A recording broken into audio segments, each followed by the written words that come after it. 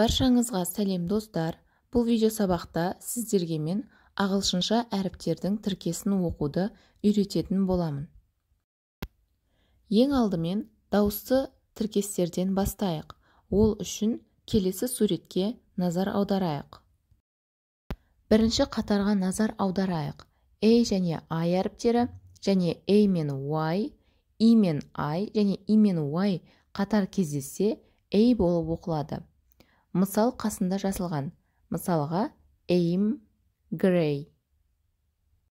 Сонымен қатар дәл осы дауысты тіркестер сөздің соңында кездессе, көп жағдайда I болып оқылады.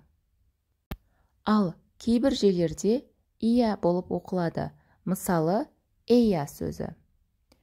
Ал кейбір жерлерде ұзақ I болып оқылады. Мысалы, Idris. Ал A және U әріптері қатар кездессе, O болып оқылады. Мысалға, autumn. I және A әріптері қатар кездессе, екі түрлі оқылады. Мысалға, meal, ал екінші жағдайда dia. Яғни бірінші жағдайда I болып оқылып тұр, екінші жағдайда IA болып оқылып тұр. Ал енді дауыссыз дыбыстар тіркесіне тоқталайық. Ол үшін келесі суретке назар аударамыз. Төртінші қатарға назар аударатын болсақ, T және H әріптері қатар кездесіп тұр. Бұл жағдайда тіс арасына тілді қойып Т деп айтамыз. Және дәл осылай дыбысталады. Келесі S және H әріптері қатар кездессе, Ш болып дыбысталады. Ал C және H әріптері кездессе, Ч болып оқылады. Ал енді мына сөздерге назар аударайық.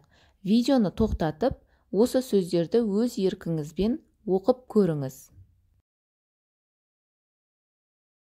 Ал енді бірге оқиық. Chair, eat, mean, right, wrong, teacher, clock, took. Бүгінге осы ағылшын тілінде қатесіз сөйлеу үшін жаңағы екі кестені мұқият жаттап алу керек. Бұл видео ұнаса, міндетті түрде лайк басып, каналға тіркелуді ұмытпаңыз. Сонымен қатар, менің Instagram парақшама тіркелуді ұмытпаңыз.